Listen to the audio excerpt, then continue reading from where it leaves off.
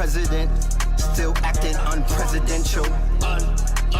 I'm in the Bronx with the evil in my residential. It was all emojis, it was never mental. The silver spoon is under fire, and the pressure vented. The times that we live in unprecedented.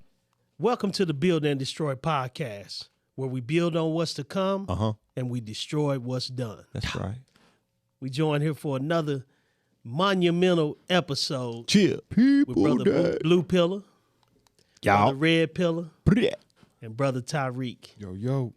Man, we got an interesting conversation for y'all today. We already done started chopping it up, so we might as well just continue. Yeah, what they say, throw the shrimp on the barbie. Let's absolutely, get it cooking. man. You know, we talking about the legendary Tupac Shakur. And I don't know how many people have seen the Dear Mama documentary. Critically acclaimed. Five-part series. 5-part epic docu-series. Come on, man. Cast a whole new light. Directed by the Hughes brothers of Menace to Society. Shout out to them. Absolutely. Casted a whole new light on Lassane P. Crooks. If y'all don't know who that is, he's better known as Tupac Shakur.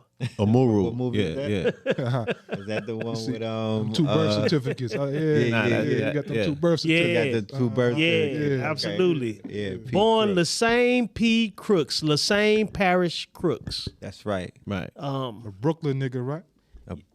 A Brooklyn? New York nigga. A You New know, York nigga. New York. Was it Bronx or Brooklyn? Where my dude Was it touched down. Manhattan? Yeah, Harlem. Yeah. Yeah, just basically Oh, you from MC Harlem? New York. Nigga. Nah, Yeah, hold on, MC MC New New York. MC New York. MC New That's right. York. MC New York. Yeah. That guy. Yeah, my guy. absolutely. With Polygraph. with the initial granddaddy IU, you know what I'm saying? Remember his flow? Hey, man, I That seen him last walk. Flow they played? Yeah, I seen him when he was walking down the street. Nah, he was in the classroom. It was his Oh, first yeah, show. yeah. First Body show, that. right. Yeah, right. yeah. Body yeah. that. Yeah, he was Right. a You beast. seen the influence. Yeah. That was that New York flow he had. Yeah, you know, this gonna be an interesting show, man. 'cause, you know, Tupac Damn is to me by far the greatest rapper, the greatest lyricist, the greatest rapper transformed into actor. This nigga hopping out the You gate. know, the greatest hit maker. That to me, this is just my opinion. absolutely. That I have ever known, and you know, I just think he was un-F-wittable, 100%. But he was a very complex individual, Multifaceted. Yeah. Gemini. greatly misunderstood, greatly misquoted, misguided. A lot of misses when we talking about Misinterpreted. Tupac Shakur. Misdirected. Come on, man. So you know we gonna jump right into it. You know, I just want to get some of the thoughts. You know, the brothers got some real interesting thoughts. Tyreek got some real interesting thoughts. So you know, I want to sit back and listen and absorb. Where do we start? You know, I say let's. To me, he's an enigmatic figure. He's an icon of the ages. He is an iconoclast. He represents a personification of the meshing and the melding of two generations. Coming out of the 60s, what would be the civil rights struggle, he represents the burgeoning beginnings of the newness of what came, you know, post that era. So him being born in the 60s, in the 70s, like ourselves, you know, personifying hip hop as an ethos that becomes the actualization of what integration is. And integration seeing itself, whereas you're handed a shiny plate with nothing on it. You know what I'm saying? And then you want to see what the cheese and the caviar and all of the other stuff you've seen on Lifestyles of the Rich and Famous looks like on that shiny plate.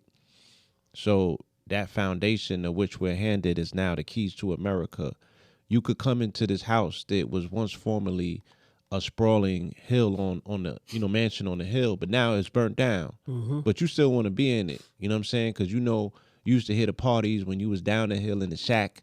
You know what I'm saying? You in your imagination, you want to relive all of these things, all of these aspirational ideas that you had about dressing up like the pretty people that used to come in and out of the house. hiding in the bushes and watching the color TV outside of the window of the house, right? You want to play house. So hip hop became a house, you know what I'm saying? A proverbial house that we could all go into now and play house. You know what I'm saying? We can get with the energy. We could get with, you know, the things that were taking place at that time, the barriers that were coming down, you know, integration and things of that nature. And then came crack. And he represents that. You know what I'm saying? He represents that entire soul journey that we took as a people, you feel me, post, once again, the 70s, post the revolutionary, you know, ages, and the dichotomy that represents, you know, how do you become an anarchist for the fall of America, but then also an idealist to embrace the dream of America. You know what I'm saying? And he represented that twist because his aspirations that he pursued was what? Acting, entertainment. He still had a talent. Your talent still needs a place in a forum that it could flourish. You know what I'm saying? You still have to tap into that part of yourself that is demanding of you. You feel me? And he also had to figure out how does he weigh out, you know what I'm saying? How does he weigh out the travesties from his past? How does he place the pain and the burden of what his mama had to go through literally to bring him into the earth? Literally. Right. She put up the fight of her life. Of all fights. Right? Not only for other people's babies who she don't know. Right. Right. Right? But for her own. But for her own that was yet to be born. Right. Right. So this is the soup that he was born. This is the cauldron that he was born into. And we have to understand him from that place. Right? You got to know a little something about where he came from prior to him getting here, to understand who he was when he got here, to respect who he became. You feel me? Once he started gaining traction and motion, you know what I'm saying? And he started answering his calling and rising to the occasion, him being a bastard of the party.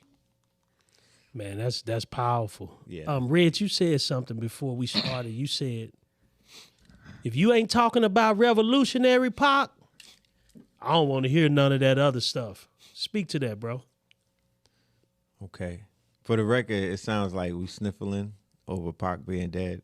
I'm just saying that that's not what's going on. When you talk about Tupac Amaru Shakur, lead first with the revolution. You have to be respectful. You have to respect these artists and what they stand for, and don't erase something that you may feel uncomfortable about because that's not what you with. To all of my thugs and gangsters and gangster sympathizers out there, when you speak of Amaru Tupac Shakur and that secret sauce that made him who he is, just lead with the revolutionary aspect. Lead with his DNA being groomed to be a revolutionary.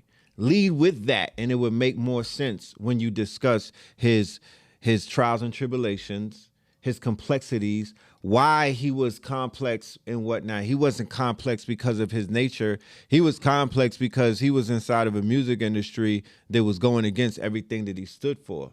Woo. At the time that he was in the industry, comes in 91. I don't agree with that. And when we're talking about art, you cannot tell people how to receive an artist.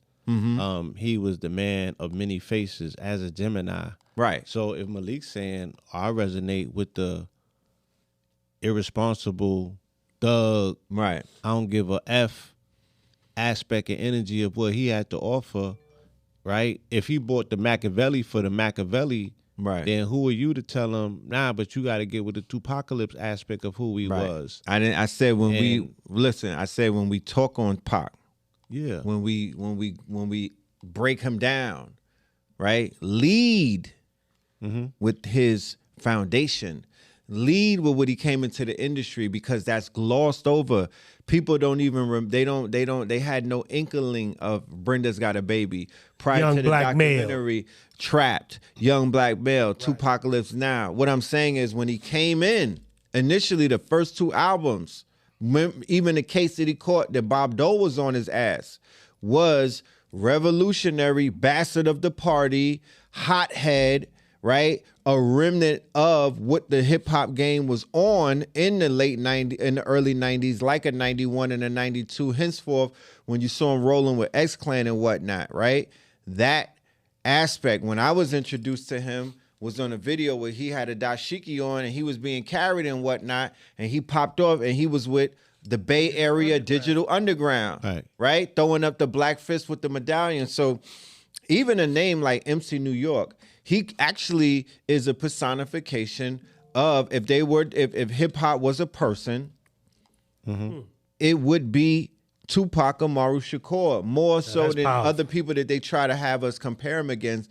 And I don't want to get into that comparatives because if you pay attention to the documentary and you know, if you could line up the facets of what hip hop is as a culture, because hip hop is not rap. Hip hop has 5 pillars to it. What are those 5 pillars? The MC, Masters of Ceremony, the orator, the DJ, the dancer, right? The graffiti artist, right? And the consciousness, right? Or the one who was the revolutionary. He basically covers all of that. Woo. Okay? He was an artist. I saw his artwork and whatnot. He was like a DJ in a sense. You know, I saw some things where he was good with the music. He's also a powerful orator, one of the best.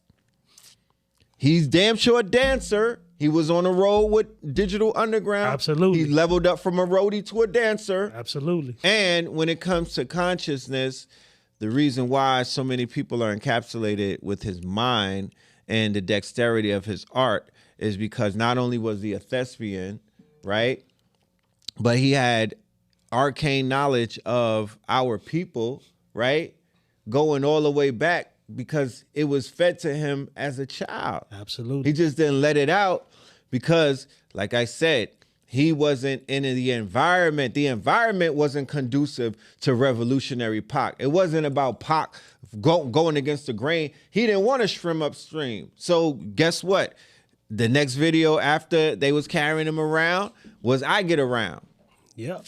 He took the dashiki off. He was in a pool party smacking asses and whatnot. And we was like, I like that nigga. Yeah, with the herringbone on. We was like, that's my guy right there. That's more like it, homie. Hey, you know what's crazy? You just said all those pillars, but that's what I liked about his albums the most, is that he would take you on a journey. You know what I'm saying? He gonna give you some consciousness. He gonna give something for the ladies. Right. You know what I'm saying? He gonna give something to the hustlers in the street. Right. You know what I'm saying? To the full meal. Everything. And his man. beat selection. Come on, man. His beat selection. His soundscape, right? Man, crazy. His ear. It's crazy. Crazy. Can't really look back. There's other artists who get that they get painted with that brush like, nah, your ear is doodle. But I don't feel like Tupac was a victim of that. You know, his music was very compelling.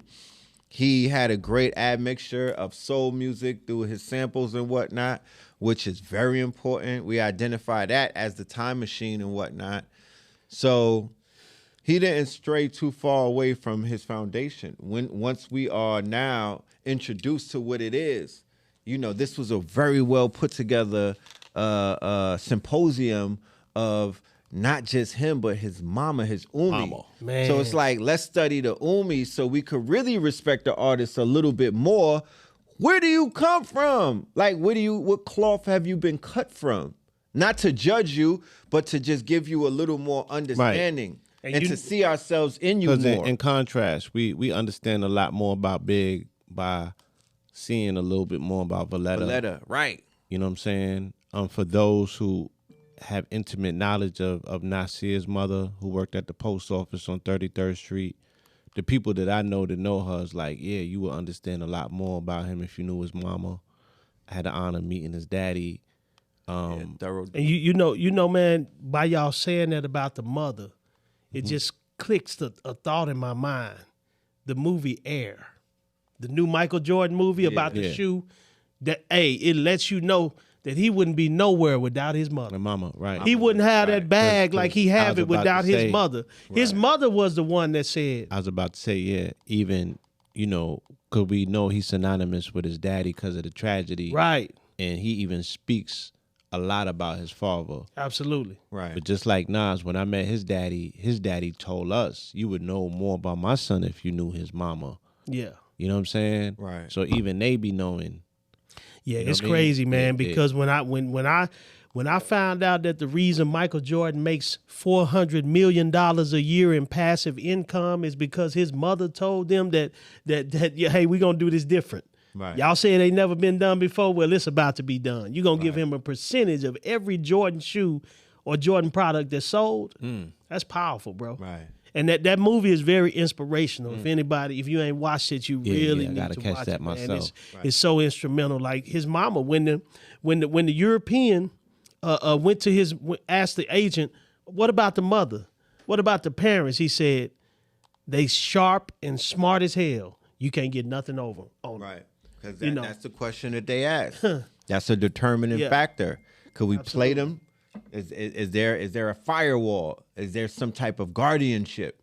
Right? Are the parents educated in financial literacy? If not, we could run circles around them. Run circles around them. Let's play good cop, bad cop. Then they strategize how they gonna get you. Yeah. Yeah, it's a chess game. Because they've been doing it for years. They've perfected it. There has to be a book somewhere around. And that it's they crazy. read. We just Mother's Day just passed. Right. You know, we all posted things about our mothers. Mamas. And right. you know, man, a wise man once asked me, who is the only architect who can build a temple without hands? Right. Mama. The mama in the womb. Mama In the womb. in the womb. That's right.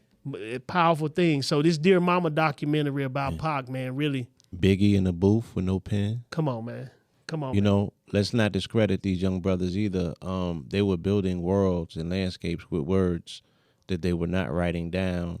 That also can be looked at as biblical scripture when they say, "He who built temples without the sound of hammers and nails." You know, these men that are engaging all of what's called the quadriviums, all 7 liberal arts. You know, when you get in that booth and you're freestyling a song to a beat, you know what I'm saying? That's the highest form of what's considered to be masonry.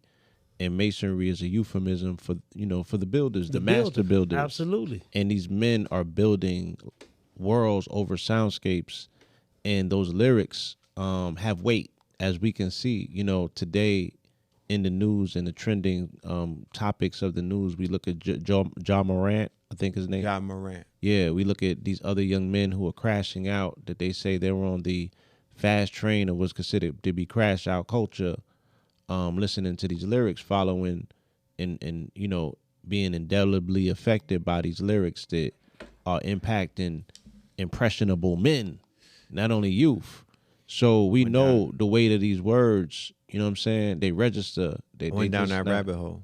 I talk to us. I went down that rabbit hole doing my research. And, you know, it's real. It's not even easy to speak on, but going back to Tupac Amaru Shakur, imagine if we were doing a podcast in 1992 to speak about the allure of Tupac and his crash out culture. Yeah, let's get into it. Because he had us fucked up. Man, He had us, because he was crashing out and we was crashing with him. man, I was such a Pac fan that I didn't listen to no New York music. Right, I didn't mess with nothing East Coast. When he was on that, right. and I guarantee you, I was raised in Dallas, and any of my boys from Pleasant Grove, from Oak Cliff, from South Dallas, from West Dallas, they will all say the same. Right. Dallas was riding with Tupac. Right. Texas was riding with Tupac and Face. And so when I look back, man, it was almost like you was almost ready to fight somebody who was saying something weak about him. Of course. You know what I'm saying? So, Of course. so it And was that definitely me. yeah. And yeah. and we could rewind it a little bit into Juice era Pac, Oh yeah. Bishop Pac. Before the beef, we talking 92. We talking rape case Pac. We talking spitting at the reporter Pac. We talking Pac getting kicked off the movie set. We talking Pac doing a bid for a weekend because he beat the Hughes brothers up. That was crash out culture back then. Shooting at the police. Right. That was crash that out ain't culture. crash out. That was crash out culture because we didn't have 100 different Pacs. Now they have a lot of drill rappers that you can choose from. I right? never thought of it. They have a You're litany of absolutely serial right. murderers. Absolutely. They even with the gangster rappers. You might have had NWA back. How many Right. cases was the members of NWA randomly catching? none. O'Shea's name don't show up like that. We don't see too don't. many Ice Cube mugshots. Sure don't. RBX wasn't getting, catching A1 felonies and walking out with the middle Sure finger. wasn't. Sure wasn't. He Scarface was the and only Willie one. D and these niggas, you know what I mean? Like He the only one. the he only was one. really catching charges, so he was taking art and really making that shit life. Absolutely. So when he was crashing out, for those of us that were living vicariously through him, right, we were affected by that. Absolutely. We Dying had to Absolutely. choose. We had to make a choice. Go with the crash out or turn on him and go with a safer artist and whatnot. Henceforth, the shiny suit type of, pivot. Yeah. Right? Yeah. Where, these niggas ain't getting locked up. They got women. Yeah, they trying to went- enjoy life. They trying to enjoy life. And I'm defending myself continuously because I wear a bandana because we wasn't tatted it up back then. They love Pac. They didn't go and get the tattoos right away. That came with Lil Wayne and whatnot. That came a little once he died, dudes started getting the tats and whatnot. But that was an anomaly. Remember when Mike Tyson got the face tat? Absolutely. But they weird about that to was. they was about to do a citizen's arrest. That you had citizens ready to commit him. Yep. So all of that was kind of like shocking. Mike Tyson was crashing out. Man, you know how many I know got the thug life across their stomach? Right. Right. Right. You know what I'm Giant, saying? Giant, get Look. in here. Let's get some. Hold on. Yeah, Giant. I mean, me looking at this whole situation, man, it's like when you got a water filtration system in your crib, Yes. you have a filter on that. So you can filter what kind of water coming into your house, right? The music industry, when Pac came out, hip hop was still, we talking about, the 80s has just left, you know what I'm saying? Now we 90s, you had Public Enemy, you had all this type of, the music it had messages in it, that type of shit. Absolutely. So the power of influence was big. Yes, sir. But hip hop they didn't expect that shit to get that crazy that fast. So they didn't really have chances to put proper filtrations on that. They was just in tune with getting the paper. Yeah, giving these niggas record deals, giving like Jerry Heller and NWA, them niggas record deals. And if you look at the Pac story, Interscope was in the mix. You dig what I'm saying? All of them in the mix. Them labels all was the way. already in the mix. Yeah. But here you got this nigga, son of a Panther. Famous Panther. Infamous Come on, man. This lady was on trial facing 300 Three hundos. with no lawyer. Defended Beat her, it. 3 hundos. 300 Defended herself. and beat them. Beat them. And her people bounced on her. And was on got out on bail and then brought it to their neck in front the courtroom. In front the courtroom. And they got a 95% conviction rate when you go to trial against them. Right. That's one of the biggest ride in history. Defied all. You understand what I'm saying? Not only that, if you want to go deeper, Matulu them niggas. The gangsters, right? Where you ever hear a story with niggas breaking somebody out of prison? Clinton, right? Where they went and got him from? Come on, They man. don't tell you They that. showed Clinton. They I break don't her know out what prison. nerve they had to show Clinton because she got took out of Jersey. Nonetheless, right. Come on, man. Broadway at the it don't matter, nigga. Prison. Prison. Hey, you know you what's- never hear no Prison. story and win and get away, dog. And get away. It still is Get out away. It's still away right now. And then it lets you know where his album, the title of his last album came from, his last song on his last album, Against All Odds. Against All Odds. He was Okay. talking about his mama. Right. So, See? So put all that together now. Right. Now you get this nigga a record deal. You know what I'm saying? And he coming out with shit like this, Young Black Male and all these songs from that cloth. Yep. You understand what I'm saying? Right. You got a problem now. Right. I heard this nigga speak. Khalid Muhammad brought him out. You know what he was about. Right. Come on, man. He had Khalid over there like, yo, this nigga was shook. This nigga had Kalisha. With his collar tight. Yo, this Yeah, he nigga did. bucking. Yo, Bugging. Park, crash out, but it was a different type of crash out. course. It was crashing out on these niggas. Yeah. It was Like, yo, we necessary. crashing out on the system. So this was right after 90 with the riots in riot. LA. Absolutely. He Pac was crashing out. He was a fan of Absolutely. that. Weak ass elders. Yeah. Absolutely. You know what I'm saying? Sorry ass He leadership. told you, we burn this shit down, you get us pissed. You see what I'm saying? Hey. This the type of crash out Pac was on. So, yeah, they got the thug Pac. When he went to death row, that shit kind of, you know what I'm saying? But I always thought of Pac as the revolutionary. I was like, yo, when this, matter of fact, I couldn't believe this nigga was dead. When Machiavelli coming back so we can ride? That's the type of shit Hey, I man, was on. me too. I couldn't believe he was dead. Yo, who's Illuminati? Don Kill. I was like, yo, who the fuck is Illuminati? Who we got killed? Don Killer Illuminati. So I was like, yo, he put. I mean, yeah, you got the Pac that the image that they created, right? This whole Jesus type figure, and then you listen to his niggas, you hear the real pick. He just like us. Yep. He 23 years old. We were wilding at 23. Right. He You was give me that lying. type of money, that type of shit back at dumbing nigga. out. I'm wilding, nigga. What? dumbing. And I'm wilding on these niggas. I'm busting on the system. I'm getting my money. I'm doing that type of shit. When I did a reading on that shit, because I wanted to know what was to that. I said, yo, I had to go to the I Ching. I said, this is a teachable moment. This nigga affected my life. This shit affected a listen, fact, man. He yeah. affected everybody in this room. Everybody. You dig what I'm saying? Absolutely. So I was like, yo, what was to this nigga life? Why he had to go out like that? You know what I'm saying? And it came back 56. 56 is the wanderer. Meaning that, nigga, you ain't never gonna, it's like an out of town nigga. You always gonna be that out of town nigga. Right. That was You him. know what I'm saying? He was always that out of Always. town Never nigga. When he find a went to home. Baltimore, Yeah. he was the out of town nigga. New York. Always. You know what I'm Out of saying? town. Story of my life. Yeah. Marin County, out of town nigga. Out of town nigga. LA, out of town nigga. Out of Story of my town life. nigga. Out of town nigga. He ain't fit nowhere. Everywhere you go is certain protocols to out of town niggas. It's certain protocols you gotta follow. You not from around here. You got to get in cool with them niggas over there, which he always had to do. When he was in New York, he was running with them ill niggas. Life Squad. Stress them niggas, yeah.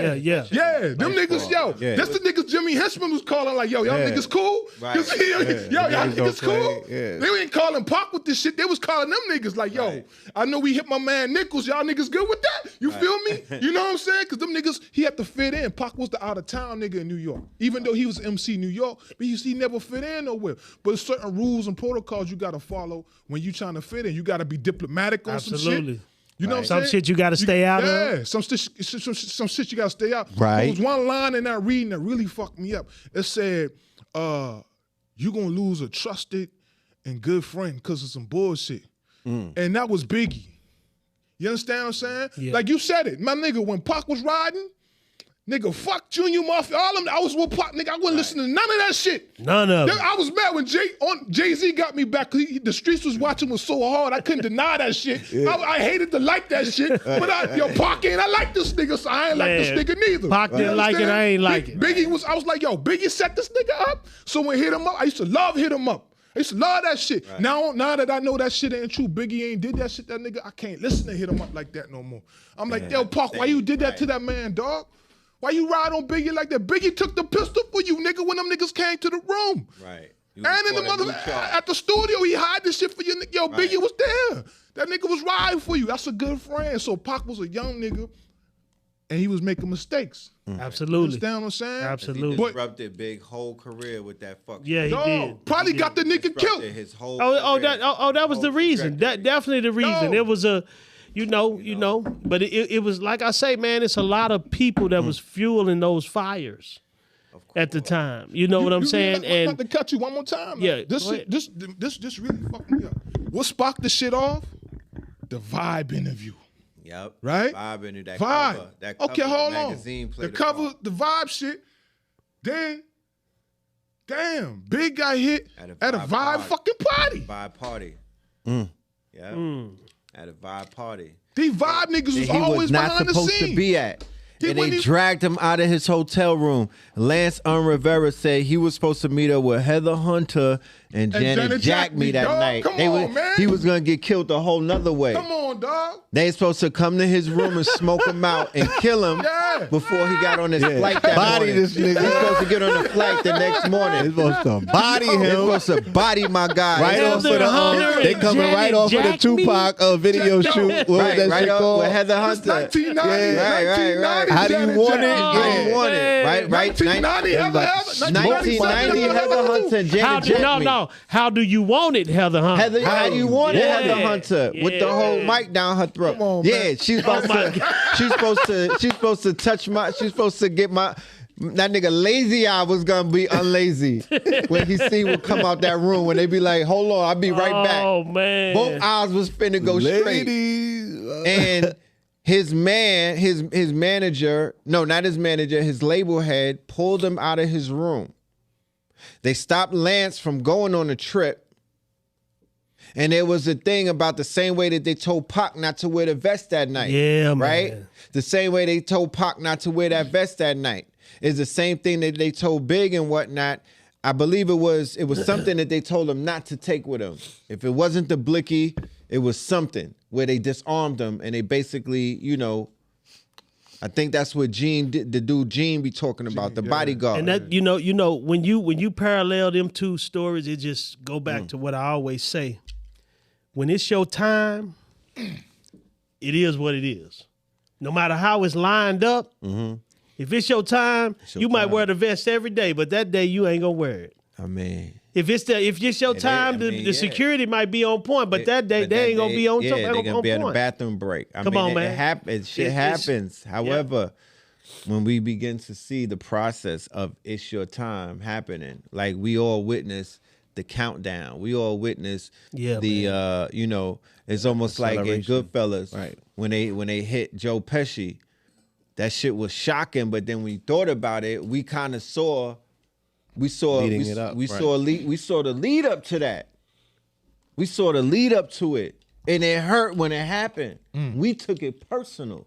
You feel me? We took it personal. I remember coming I was in Times Square, caught a late night matinee with a girl who's no longer here, Princess, rest in peace. Rest in peace. And we came out of the movie theaters at 2:30 a.m. on Times Square, where they used to have the whole thing is lit up and there's a ticker.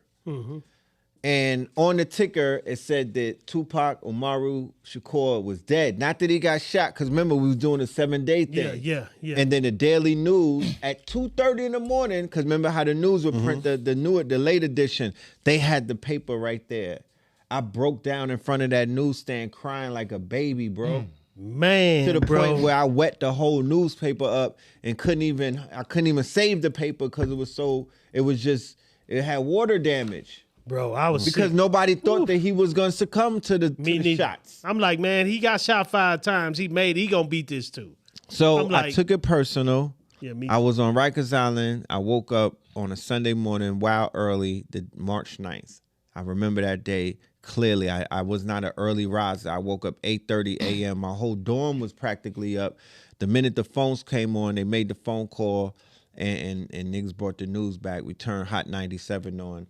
And hip hop died that day. From that point, it seems like things just shifted. It went but crazy. That for the viewer audience, that wasn't a year where 100 rappers died. No, sir. That wasn't a year where 10 rappers died. No, sir. We were traumatized still from Scott LaRock. Come on, you know what I mean? So fast forward to 2020, I counted 200 rappers that year. Wow. 200 plus, not just 200 even. 200 and it went over, and then in 21 they hit another 200. But the ratio is a result of that everybody became a rapper. Going back to Biggie and Jay-Z's days, your cousin wanted to rap. Everybody. Your uncle wanted to rap, but everybody wasn't a rapper. If you was not on a mixtape, you wasn't a rapper. Even if you was signed to a record label, they'd be like, well, what mixtape you want? If you wasn't on MTV Raps, Top Shelf if you shit. wasn't on Ralph McDaniels, you not a rapper. So it was a handful of them. They were like chosen out of our communities. The same way that when Michael Jordan popped off, everybody wasn't a basketball player. If you were in the league, you were an anomaly. That's right. Now, everybody knows somebody that's in the league. Absolutely. Or they overseas in Switzerland and Czechoslovakia, Man. and they lit. Killer Ville. Yeah. So things have changed over time. Yeah, absolutely. But yeah, we took that personal, that loss of life. It numbed us. It would go down in an era when we go and do the research in the history of hip hop. That is the book ending of an era. Absolutely. It's the book ending of an era because everything that came after that, it sonically was different. You know, Ja Rule pops up, bald head bandana, right? Mad boisterous and whatnot. Master P. Hold on. Yeah, Master P on the back of the cover of the Source with the West Side up. Absolutely. Right? He rides that wave. He didn't bring the revolutionary with him. He didn't. Ja Rule pops up with the look and the aesthetics. He didn't take the revolution, didn't say one revolutionary thing in his rhymes. DMX pops up. He has the aesthetics. He has the bald head with the back tat of Boomer. He comes the closest aesthetically, right? And energy-wise. He's a bigger Ja Rule, and he's more menacing, right? Mm-hmm. So he's the bishop of Tupac. He's not Tupac, he's Bishop. So remember, as a Gemini, Tupac gave us multiple archetypes. You know what I mean? And those archetypes, he did it so hard that shit kind of stuck with us. He crystallized those archetypes. So they have molds. Yeah, Bishop is a mold that mad dudes fit in. They poured mad niggas poured into that mold. But Uptown Anthem with Tretch, who really gave him a hood stamp because Tretch was scary back then. Absolutely. Back then, right. Tretch was very scary back then. And he had bars. He was menacing. Yeah. So when him and Pac went back to back, oh man. And then the movie came out, that elevated Pac's gangster to a whole nother level. Let's not forget, Pac took Versace to another level. When he started wearing his shirts, when he started wearing his clothes, when he got on Death Row. Death Row Pac? Absolutely. But this is after Biggie though. Big gave it a name. You know what I'm saying? Niggas, Pac had it on, but niggas didn't know what it was. Right. So there's It's a all about difference. Versace. You copied Copied my my style. style. 5 shots couldn't take me. I took He the- showed it. But Right. remember, Versace went and got Pac and asked him to wear his clothes. Right. He went personally and said, Tupac, will you wear my clothes? What year is Versace killed? Please look it up. With Buchanan. Andrew. When he get bodied in Miami. But Pac gets Versace from Mike Tyson. 98. Big gets Versace when they killed from Un. Un got it from the Brooklyn Boosters. Right. Nobody got it from Pac. Right. So let's give credit where it's due. Hold on. You said the nobody tunnel got it era. from Pac? I mean, Nah, that's where... listen, this is the tunnel era. New York, when This we is the crystallize tunnel era. fashion, because we don't know about fashion coming from nowhere else. Right. And This we is don't the follow tunnel era. fashion. We was when it bodying that became a fashionable item in New York, it came by way of boosters. Wasn't Death Row. It wasn't niggas wasn't watching Came Pac later. to say, oh, we're gonna throw Versace on. Big got all of his fashionable cues from Fulton Avenue. You know what I'm saying? From the boosters from Fulton Avenue. And he was going in what you call his class. That's where he got the Coogis and everything. Undias recently told that story. Yeah, Right. I heard Because that. remember, Pac gets bailed out and goes to Death Row. What year? 94. No. He lasted a year. No, 96, 95. 95, he gets bailed out. 95, he gets All bailed eyes out. on me. Yeah. So already you got the tunnel 94 and 95. It was Versace head to toe from back then. Already. Cool. And niggas wasn't just doing Coogee. They was doing Moschino. They was doing Versace. Iceberg. They was doing Gaultier. They was doing Iceberg with the IBs on the sweats. Yeah, but when Pac started to wear it on them award shows, and, Yeah, he was turning it you up. know, he turned it up, and like I said, Versace went and asked Pac, man, wear my shit. Look at You know what I'm saying? He's the perfect model. You know, man. When we used to be on the block when I was younger, it was a song. I'm up before the sunrise, first to hit the block, little bad mother with a pocket full. And because of that, you knew to get up early. Man, get up early if you want to catch them first fiends. If you want to get that money before everybody else. But to this day, man, the song that I listen to that I feel like says the most about him is on the show soundtrack. It's called My Block. And if anybody want to really peer into the different pieces of Pac, Right. that's the song. It's on the show soundtrack. So we What all song? yeah. What's y'all favorite? Mine is So Much Pain, Above the Rim soundtrack. Say that. I know my brother. Yeah, you already know that's my shit. What's yours, John? Time goes by. Puffing on live. Wait, get me high. Got a nigga going crazy. That's my Yeah, shit right hard there. right boy. there. That's hard. Yeah. What about you, Red? I would say Dear Mama. Okay. What's your favorite Pac album? Machiavelli. Machiavelli. Hands 7th Day down. Theory, hands Look, down. November 7th, Friday. Nigga, I was there. I walked. I didn't. You gotta understand. I used to have a fence for CDs, so I would steal CDs by the hundreds. I was getting 20 a pop at my fence, right? The fence was lit. Right? I was buying, like, we was getting whip money off of CDs. I bought Machiavelli. I didn't have to. I went to a store, The Wiz, on Friday, November 7th, the day it came out, and purchased it. That might have been the last CD I ever purchased. Yeah. Might have been the only one. But I made a purchase. I had to have a receipt, tangible. Right. Now I'm Feel gonna tell me? you, that's the Machiavelli. first- that's the CD right there. Niggas didn't Shit. listen. Niggas just didn't listen to Machiavelli. That was a CD that niggas was looking for clues. Study, Like yo, yeah. Oh, they yeah, was yeah. studying that. Yo, deciphering, Yeah. dissecting, and decoding. Yeah, bro. Look, yeah, nah, the whole shit where the internet sleuths come from, where niggas are Where solving internet sleuths, cases. right. You know what I mean? Niggas went straight to against all laws, and niggas was trying to solve. Library looking for who takes a jack. Silk shot me. You right. remember that? Yo, They- Silk shot me. Shook Yeah, shot Silk me. shot me. They said shit. It said shit without me. It's that trick shot me. Right. Niggas recording No it. Chat GBT, no Google back then.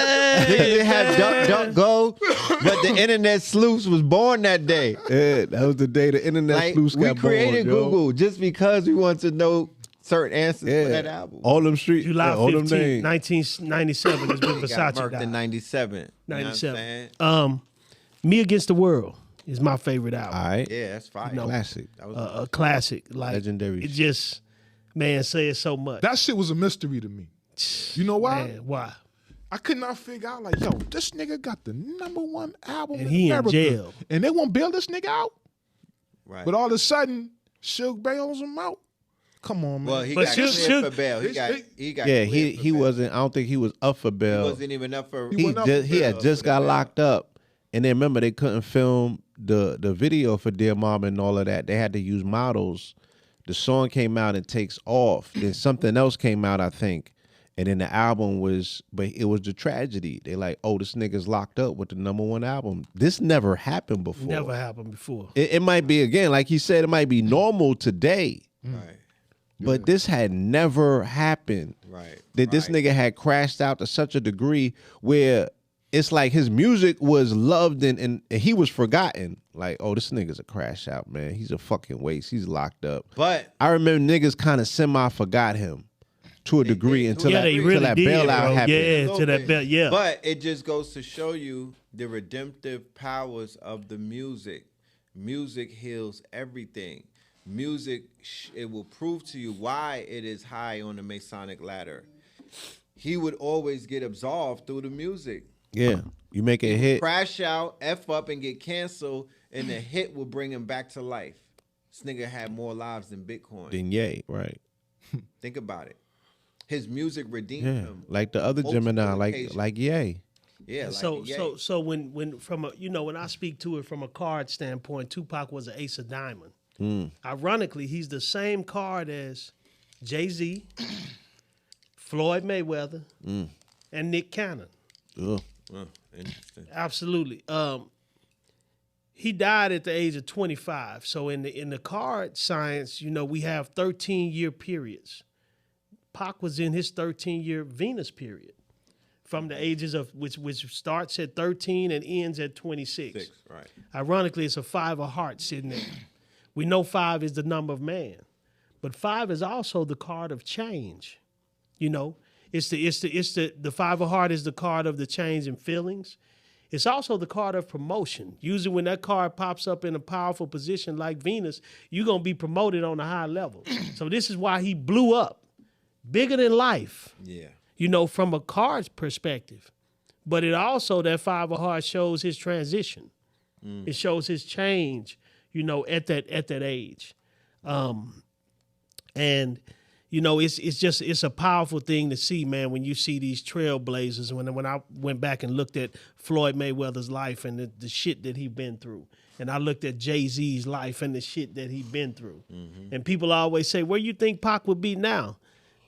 You can look at certain men. You can look at those men and know that he would have been on a parallel level. Right. You know what I'm saying? From all aspects, because red and blue, y'all both said something. Y'all said when he finally smelled the coffee, he got snuffed out.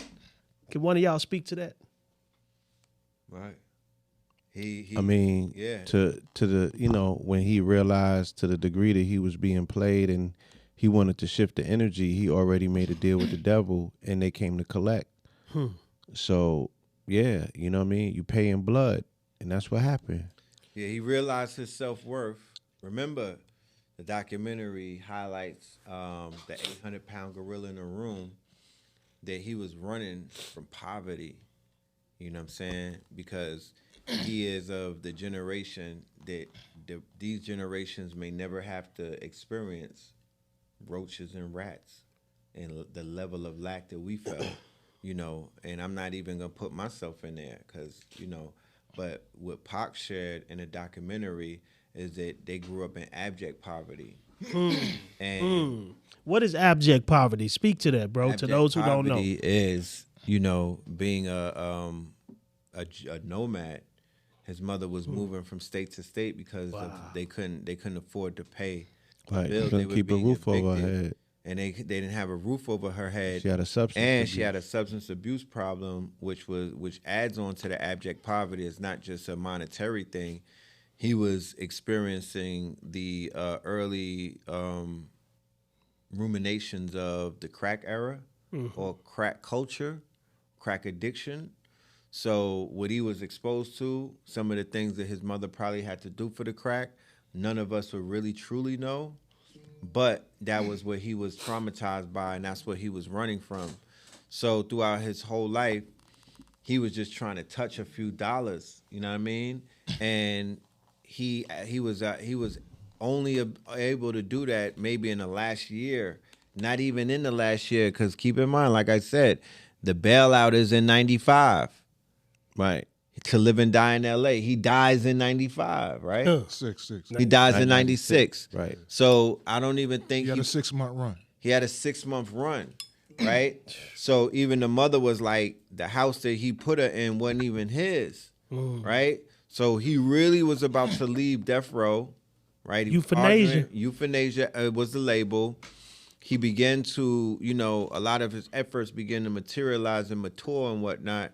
So what I mean when I'm touching real paper, I mean like not that illusionary, oh, you got signed for this amount. Yeah, That's not real paper because you really owe interest. That's a loan, fam. Talking about, I'm finna really catch that 100 million. Right. You cleared your loan and now everything is in excess. Yeah, 'cause I already talk world tour money. Because he owed Death Row 5 or 7 albums, and he did all of them in like a couple of months. Now imagine if he went on world tour. Nah, he owed him 3 albums. He owed him 3, I He believe. owed 3 albums. Okay, he But did all. He was over delivering. Yeah, he over delivered. So he finalized his contracts and he was ready to bust out. And you know what? It's ironic when you talk about him over delivering. I'm gonna tell 2 stories, but the first one I'm gonna talk about is I was sitting down with B Legit, who was, shout out to my boy B Legit, Sick with It Click. Good brother. Sitting down with him, and I knew he knew Pac, and I asked him. He said, "Man, listen." He said, "Man, we had 5 studios." He said Ant Banks was in one. He said DJ Quick was in one. 3 other. He said, "Man, the man was running from studio to studio. He would go in this one, drop a verse, leave out of that one, go in the next one, drop a verse, leave out of that one, go and drop a verse, and tell him to mix it." And he would do that. He said Pac brought everything to him when he was in the studio. The women, the food, the smoke, everything came to him. But it was just amazing, man, that he said this man occupied 5 studios at one time. And he would run out of one studio, Workhorse. finishing songs after songs after songs, man, and rarely got any sleep. Yeah. You know- like I had just seen a documentary the other day and they were speaking about his regimen, tighten my shit up. I got up like over 3 hours of rest and my whole day just became regimented. Like I wasn't wasting no minutes. And I was operating at a high level. Like I had shit to do that day. I had shit to knock down like bowling pins, and I was really moving on that. When I heard his schedule, it just became such an inspiration to be like, ain't no time to waste. Like you don't got no excuses out here. This man is doing movies and albums in the same day. Come on, man. You feel me? And you know, in between breaks, he laying something down. You know what I mean? Work ethic. I know shorties that was like, yeah, like we should just pull up, get in the box. He had 3 others behind us. He had a rotate, like his shit was crazy. And still go home to a fiance. So, yeah, like some people, and they be like, yo, they know their time is, nigga, you should wake up every day knowing that your time is on your heels. I'm on borrowed time. You on borrowed time. We all live. We getting rocked to sleep. You know what I'm saying? And thinking that we have it, you know, that we got it like that we could actually catch a break every now and then. You got to keep your feet on the gas and you know, leave that work that 27 years later, we're still finding out new things about you. Your story's still fresh. The most poppin'est rappers of this year are not here. Okay? Woo. The hottest rappers in the game are not alive right now. You know what I'm saying? Biggie back. Tupac back. Michael Jackson is here. Prince is coming around the corner. You know what I'm saying? Like, what living artists have that level of energy and anticipation, you know what I mean? Where you like, damn, I can't wait for them to drop again. They don't even, like, all of these niggas got real life problems that have sat them down. And these other artists we talking about, they were transcendental. They were working through they chaos and they dysfunction and weaving that shit into beautiful art. So the niggas today, these rappers of today somewhat pale in comparison. You know what I mean? These dudes, like I said, they were iconoclasts. They were a whole different pedigree. And I just think that, you know, this was a remnant of a time when we were really men, but hip hop started getting infiltrated and it started showing, you know, it started becoming a vestige or you know, a rest haven for that penetrated male. You know what I'm saying? Absolutely. That nigga that started breaking down and didn't have no morals and no codes. And Pac, there was some aspects of Pac that represented that as well. You know, and Big opened the door for some shit, some BS to come in, and Pac did as well. You know what I mean? I wouldn't call him a studio gangster or CB4, but like his card, he never had a home, so he always was overcompensating from not being accepted. You know what I'm saying? A nigga who goes too hard. He went too hard and got himself killed. So we're looking at the tragedy of this man's life from not being solid 100%. He was not 100%. Absolutely. You know, that Ace of Diamonds You feel sits me? in the Neptune column of the life spread, and Neptune represents that traveler, that wanderer. Yeah, that thing know that what I'm you saying? need, that So, thing yeah. that you're looking for, you know, his daddy issues and his mommy issues and his, you know, you're feminine, so you have to become hyper masculine to compensate from your femininity. Right. These things that he was doing. I was reading his card while he was alive. When we used to get the interviews, I used to tell Red about this nigga, like, look at this nigga. He's spiraling out of control because he don't know himself. You know what I'm saying? He used to have intricate interviews in these magazines that if you knew what you was reading and looking at, you like, damn, man, I wish somebody would really help this young man because he's spiraling. What was missing was a child. You know. And remember when he said he had one? No, I'm saying a child that he's seen come out the womb. No, I understand, yeah. That he I remember reading in the look article. that he could look in that child's eyes and, you know, a child that a Finney was raising, that he brought to his mama. a child that he was just with. Like he would have began to, because once again, 25, the transformation wouldn't even have start to occur until after his 26 cycle. Absolutely. So it was coming. It was You know what I coming. mean? All of us, if they were to take a snapshot of our brains Man. in 24 and 5, right? That was our most volatile, It's the Heru filtered. stage. Heru stage. Right. Like that's a stage in our lives, that quarter of a century that either we sink or swim, you know. Man, I was chasing the music industry. You feel me? I didn't give a damn. We still searching. So I don't want anybody to think that because your mother is raised a Black Panther that that's knowledge of self, because, you know, unfortunately that's not. You know what I mean? And that's the confusion that people in these communities have, that if you are an activist or if you are BLM or if you're on the front line, if you're a social justice warrior, that equates to you knowing yourself. And that has nothing to do with that. That's like, you know, that's just that would be a phase to bring you into yourself. But that's on the road to it. It's not self-discovery. He didn't explore that aspect of self. He was in the right place on the West Coast to meet the right people who would have took him into those mountains and on that coastline and whatnot, and probably was able to give him the type of healing.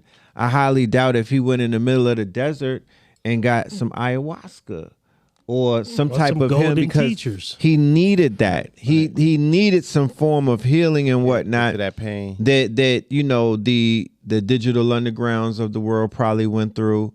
You know, some of the pain that I would have wished that many of the West Coast artists like a Nipsey and some other people, if he didn't encounter it.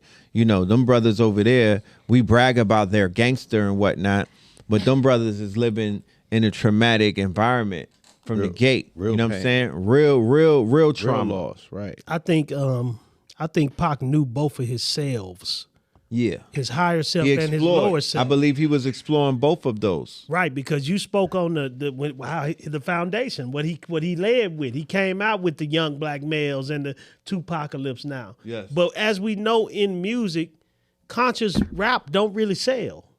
Conscious rap don't make a lot of money.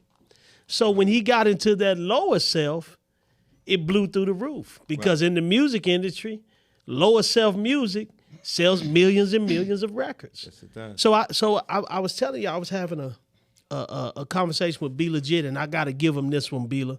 And I asked B, I said, man, you know, what can you tell me about Pac? He said, this I can say. He said, man, you know, years ago, Pac was in on the West Coast, and he had came back to like do a show or something. And while he was in the park at the show, some dudes tried to push up on him. Yeah. You know what I'm saying? Legend has it that a gun was pulled out, shots were fired, and a kid got killed. 11. You know what I'm 11-year-old, saying? Right. B Legit said that after that, he said something changed in Pac. Yeah. He said, and Pac believed in karma. He believed that he would always pay for that. Yeah. And because a life was taken, his life was going to be taken. Yeah. So he said that he felt that the recklessness was almost like him putting himself out there so he wouldn't have to do it himself. Right.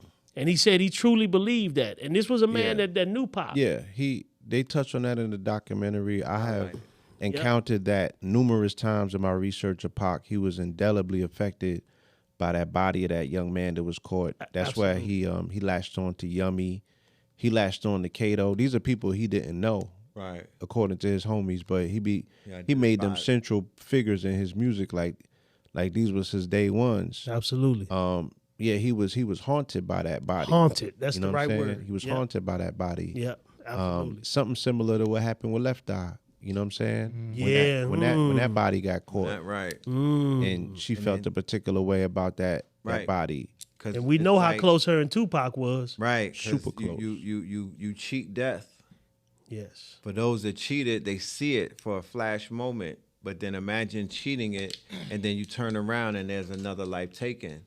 So then you realize death was about to snatch you, but it touched someone else and left you unmolested and whatnot. But you know that hand is coming back, right? So you then, once again, you don't waste any time.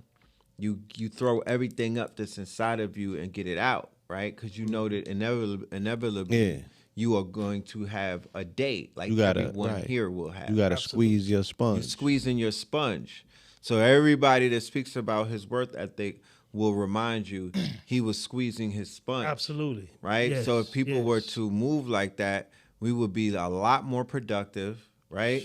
Less anchored or in prisoners of humanity, and more in our higher self, which is more of an immortalized aspect of self. To where I like that. You're just like, yo, I'm leaving shit behind to immortalize myself, because I'm gonna be here longer after I'm gone than I'm here while I'm here, right? So Pac has already proven that he's outlived himself. That he outlived himself. Biggie too. Absolutely. They outlived themselves. Absolutely. You know what I mean? Because they've been gone longer than they've been alive. Facts. And they still lit. That's how you immortalize yourself. Ultimately, that's what this whole journey is about. It don't matter how you do it, right? Because we're not pharaohs of today. We're not the 18th dynasty. So we can't move the way that they moved to immortalize ourselves in this timeline. You immortalize yourself in this timeline, speaking the language of the timeline. So the language of this timeline is through that entertainment. And that's how Biggie and Pac and other MCs like a Nipsey, they ascended. They didn't just die and whatnot. They ascended. In their death, their name went up a few notches and levels and whatnot. And I would think that, and I would dare to say that ascension could not take place while they were alive. Facts. And y'all know it's you mentioned timeline, man, and I started thinking about Facebook and Instagram. Woo. And it's important. Woo. It's important what you put on your Facebook, Instagram, and TikTok. Because when you gone, those pages gonna immortalize you. Well, Those pages are how you gonna be remembered if right. nobody don't delete them. Let me ask y'all this: what if Pac would have had an Instagram? he'd have been shadow banned. It's crazy, man. Before I got here today, I was in a workshop, in a marketing workshop, right? And the subject was demographics, analytics, stuff like that. Yeah. So if you go back and look at, for instance, when you had that baby boomer generation, right? The reason you always heard the baby boomer generation is because those who was born during that time period, when they became adults, they had a certain spending power. Yes. So all the marketing and shit was geared towards influencing them type of people. Right. So you had people like the rock and roll niggas, Richard, all of when rock and roll era, right. The musicians at the time was influencing them. That spending power you were influencing. Right. When you looked at Pac generation, right? Our generation, that's Pac. Pac represented us. Everybody in this room, right? 21 years old to 25. That's a demographic. If you look at that demographic right now, they call that generation, what was it, Z? Z. No, X. Generation X. That's us. Generation X. That's us. That's us. You know what I'm saying? So we had spending power at that time. Right. So influenced that generation. Pac was influencing us. Right. You know what I'm saying? When he got taken out, like you said, niggas is on. Now this generation is influenced by the shiny suits and all that other type of shit. Right. Flip that up. Now you fast forward to the day. I'm just tying into what you were saying about if Pac had an Instagram today. Okay, the Pac of this era. Of the who's influencing ages 21, 25, and all that type of shit. NBA Youngboy. Right. NBA, I didn't understand. Like, I didn't know he had that much juice, right? Right. NBA Youngboy. Look at his name, dog. Right. NBA. Young boys. All the young boys in the NBA is influenced by this man. A whole generation is influenced by this man. Not just him, but that he represented a whole culture of music, right? If you go to an NBA game right now, during the halftime, during the timeouts, they playing these niggas' music. Yeah. They playing it. At the practice, they playing it. Niggas is practicing with the earpieces and shooting the NBA young boy. So I'm tying that into the young homie that got in this little situation with the strap, right? Ja Morant. The first time he got hit, it was on IG Live. He was listening to NBA young boy. Right. The second time, NBA young boy. He listened to it all day long. Hell, if you listening to NBA young boy and you got a strap in your vicinity, you grabbing that shit.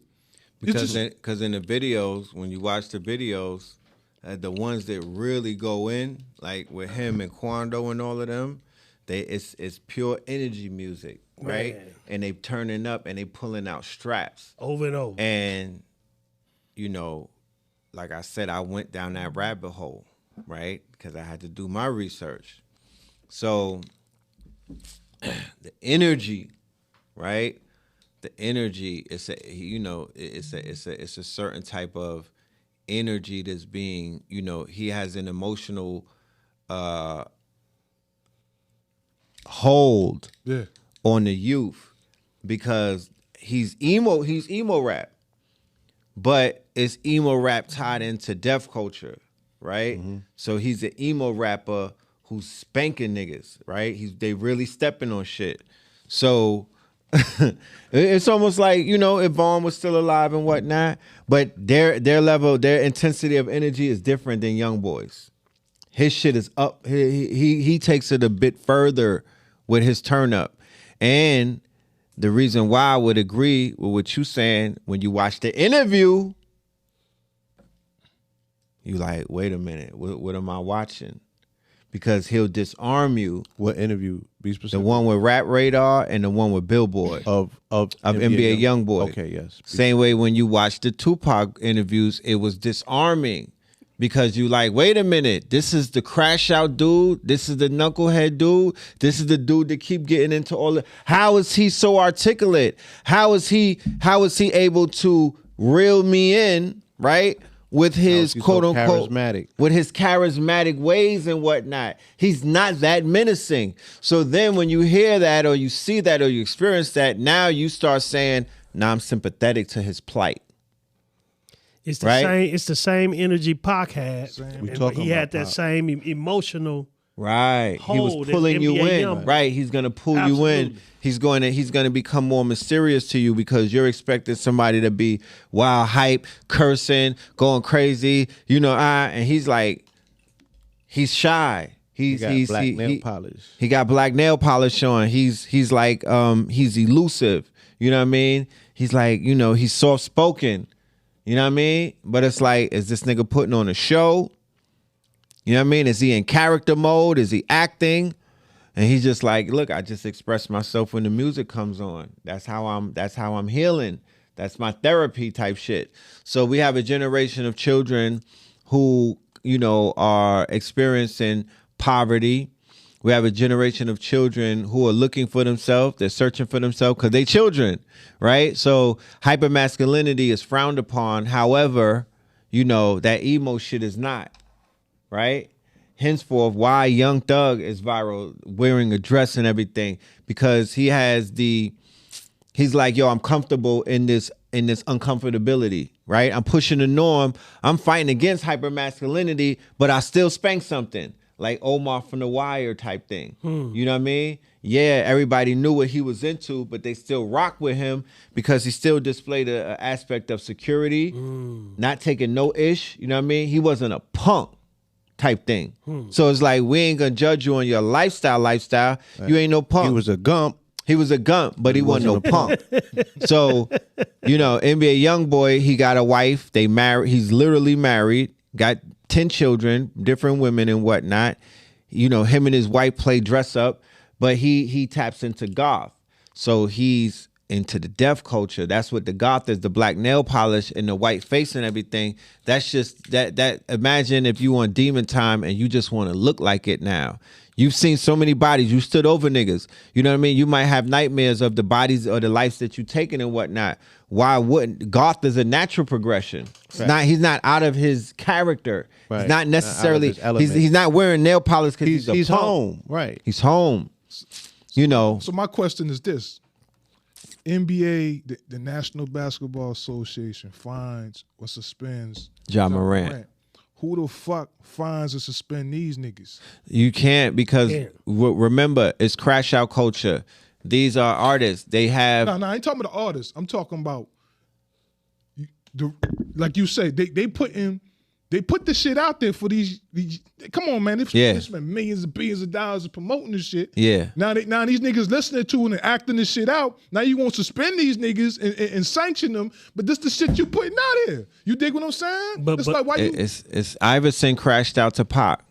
Right? Iverson would crash out to Pac. Absolutely. You can't you know what I mean? Yeah, it's an oxymoron. The culture is set up to be an oxymoron. Right. It's always about not my nigga. Right. My nigga. I pay you to not be a nigga on, for the most part, you know what I'm saying, during office hours. Right. But then they tell be a you, nigga look, on the court. Yeah, we own you niggas. Yeah. Because we own your name, we own your likeness in perpetuity until you get transferred to another plantation. This is not how I want my slaves acting in public, embarrassing the organization. Right. They will not stop whoever's helping Ja Morant to jump out the gym.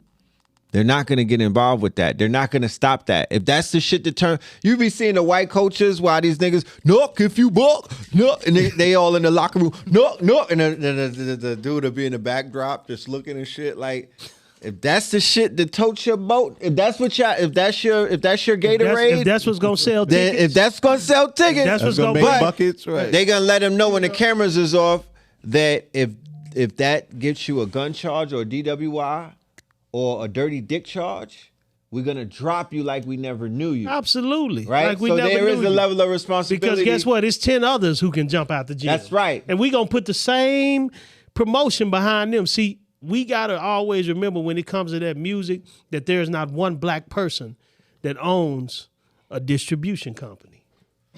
And when they tried, They get Gotti resistance. the They get feds got on resistance. Irv Right, Gotti. right. They took down Suge and they put Jay Prince in a headlock. They was the last It got three that dirty. tried to start.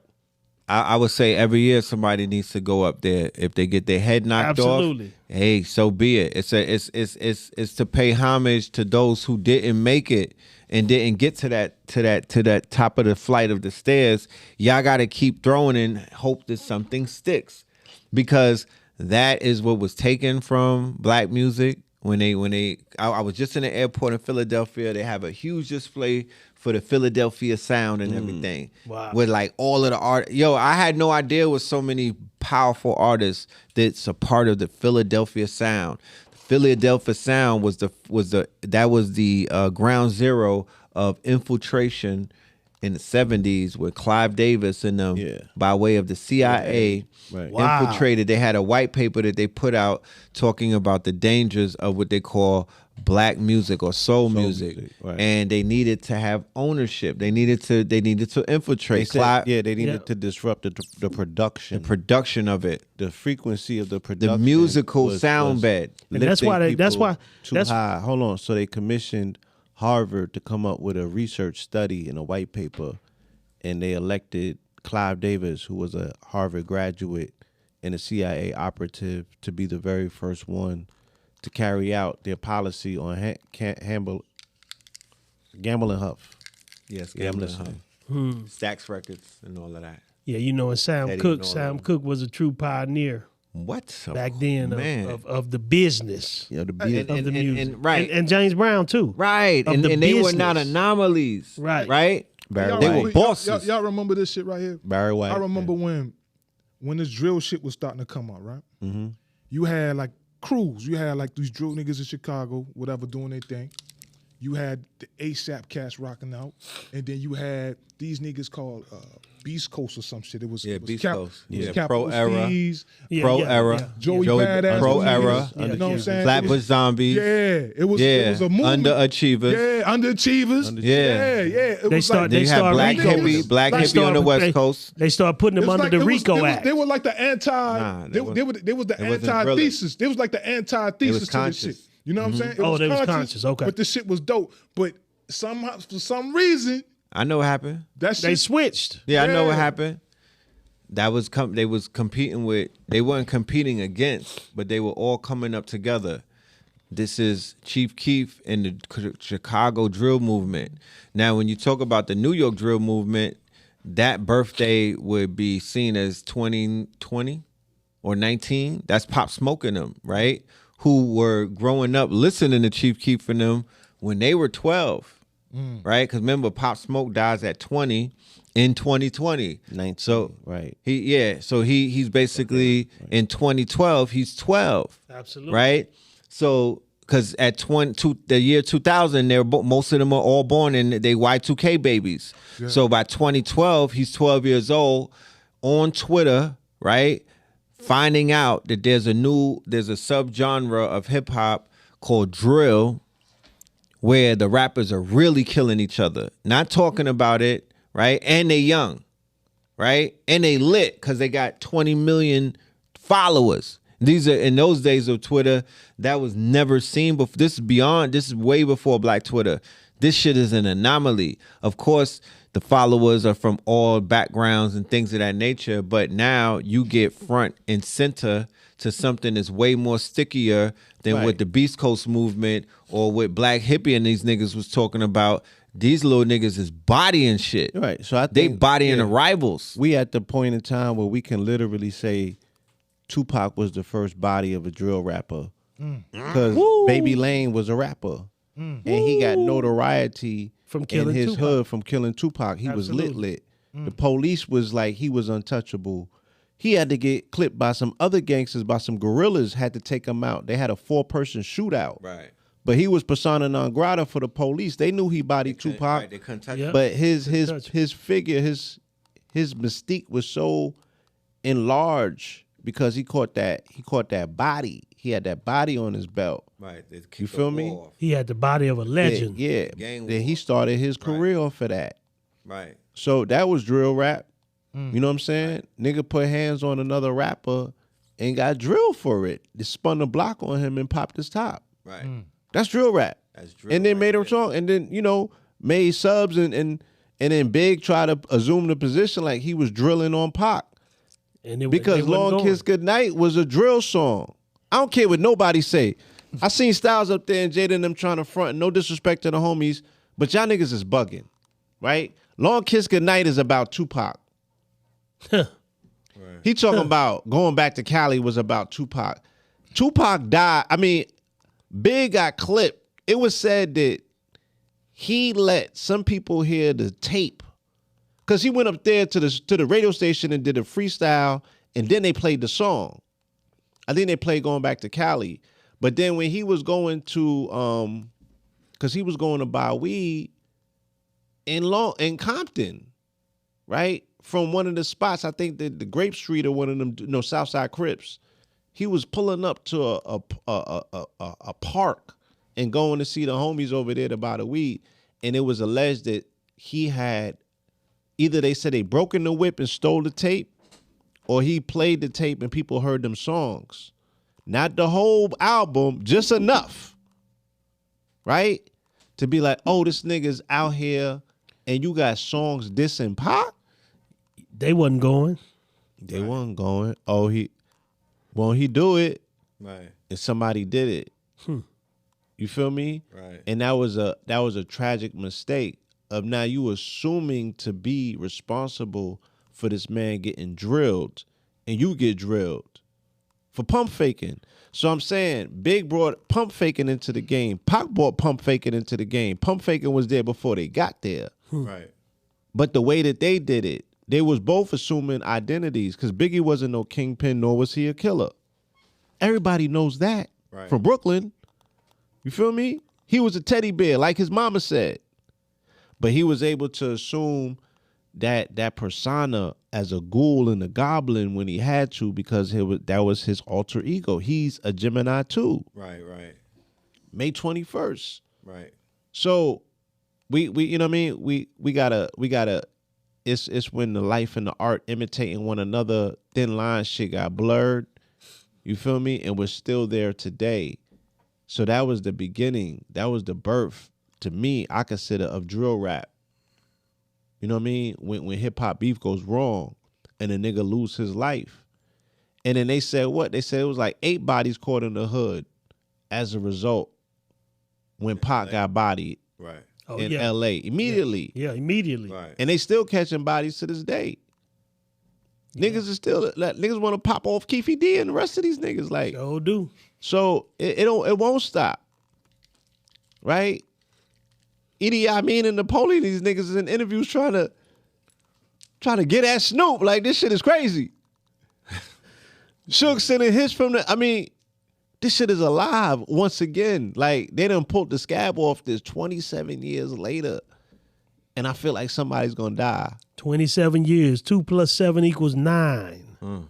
9 is the number of completion, and it starts all over again. Yeah, man. This is an interesting dichotomy, and it's an interesting place to observe, where we at as a culture. But I love this opportunity where we get to put things in perspective, to give a broader look, a broader view of what we looking at, because we love compartmentalizing and separating shit. No, nigga, we've been entertaining drill rap since the East Coast, West Coast. Come on, man. Rockers. Come on, man. And that shit was entertainment, and niggas loved it. Because now you're hearing all these post interviews, like he said, Hit 'Em Up was my shit. Right. Bang, bang. I ain't fuck with them niggas because of that. Oh, you was riding. Right. Oh, I was riding. Oh, you was riding. Oh, yeah. I was riding. You know what I'm saying? Yeah.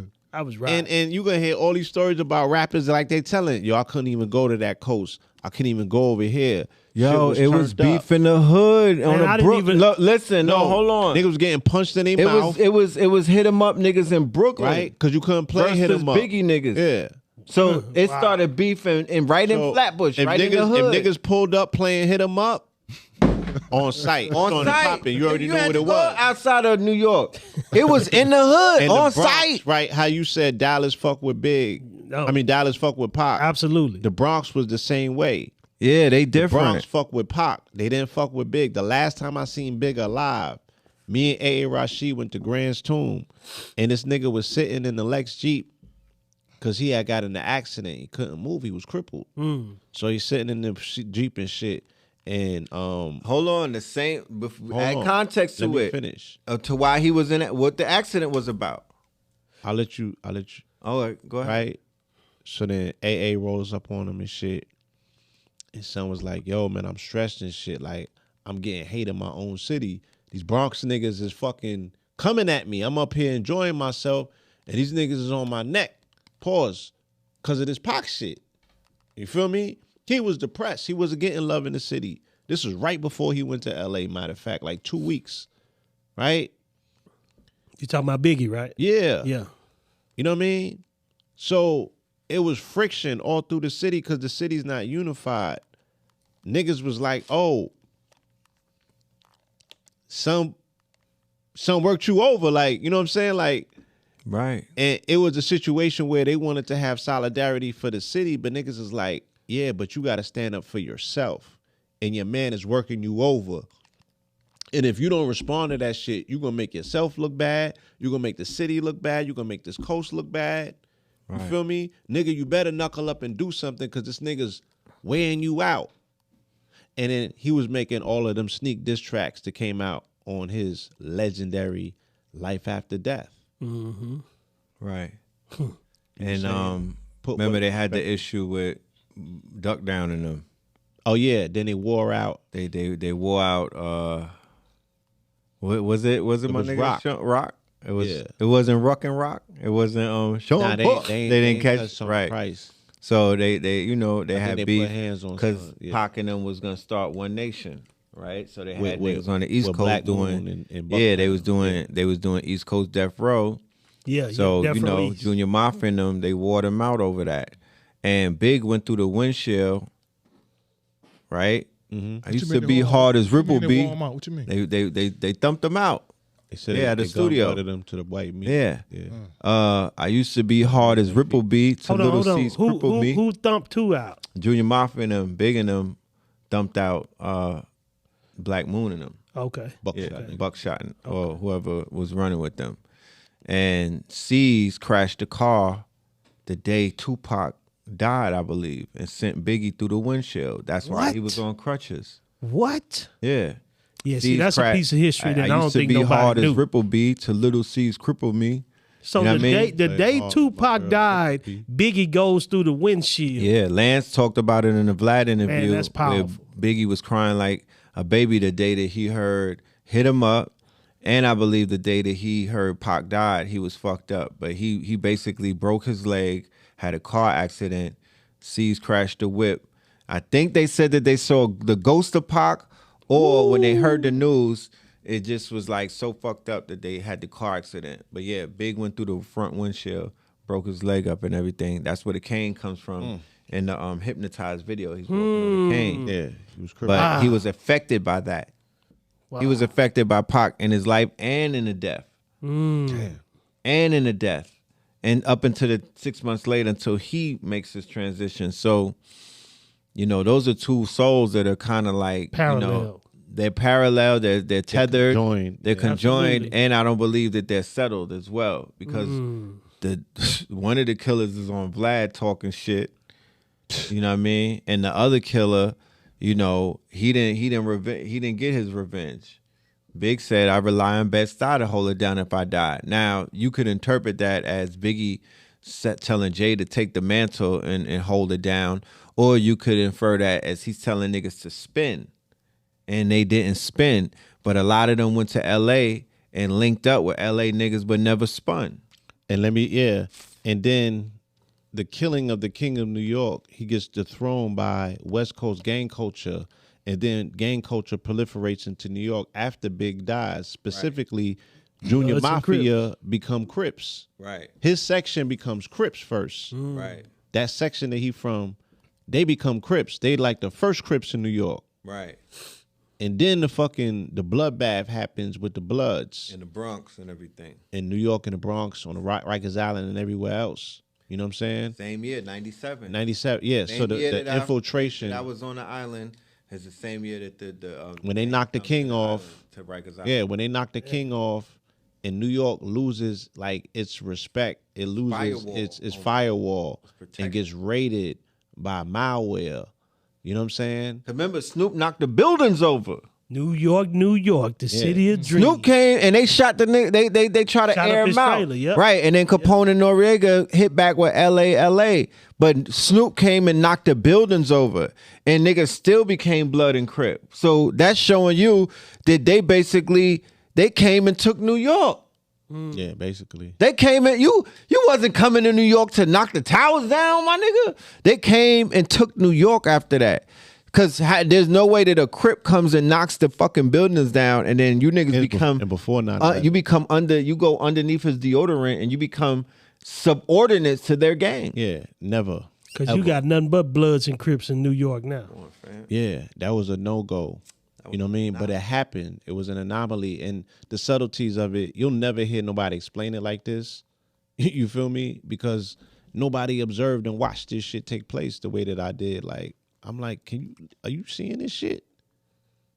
You feel me? And and that's just the way that, you know, the motherfucking dice settled. You know what I'm saying? And we got what we got today. I think that it's a direct relationship to them knocking the king off. And he took that title with him. You know what I'm saying? It's an ascended throne. You can't occupy it. Anybody that tries it gets flipped. Think about it. Ain't nobody been the king of New York since then. It's a lofty title. So now that the Dear Mama documentary has dropped, how do y'all think the paradigm will shift or has shifted the perception of Pac? Dudes are gonna try to go in a revolutionary bag and, you know, be trying to imitate Pac from that space, but you gotta have a bloodline. I don't think 27 years later they got glimpses of who he was as a revolution. It did not compel near one of them niggas. They still won't get it. They're not that sharp. You're giving them too much credit. They will not emulate his revolutionary side. I didn't say them. No. Yeah. And their artists, I don't know one. They're going to run with Crash Out Pac, if anything. They're going to run with Arrogant Pac. They're going to run with the Pac persona that, you know, They could be anything that they could take on any that. persona that they want. Yeah, they could That be Mike- as that Mike loud. Tyson when he They could talked grab their about- nuts. They could do all of that. And you know, like I said, like the God said, NBA YoungBoy, he's filling in all of the marks. Not for our generation. We don't get it. We don't get it. We don't get it. But I went through the rabbit hole. I fully get it to the point where I'm about to hit top and apologize. No, No, but 100%. I get it. He's their Pac. They don't need the revolution. The young generation, they don't give a fuck about that. It's been too long. You know, too many people, unless there's a cultural shift by some of the cultural icons that we have, who could really begin to take the revolutionary stance that he had and do something with that to show the importance of it. They don't need that. He shot the police. This nigga was tatted up. He didn't give a fuck. He was getting money when he came up broke and he hit rich. He had a lot of chicks on his. That's all they live. They good with that. They gonna run with that thug life forever. The hate you gave little infants does what? Fucks everyone. So hold on. Yeah, I'm real quick. The drill rappers, thug life.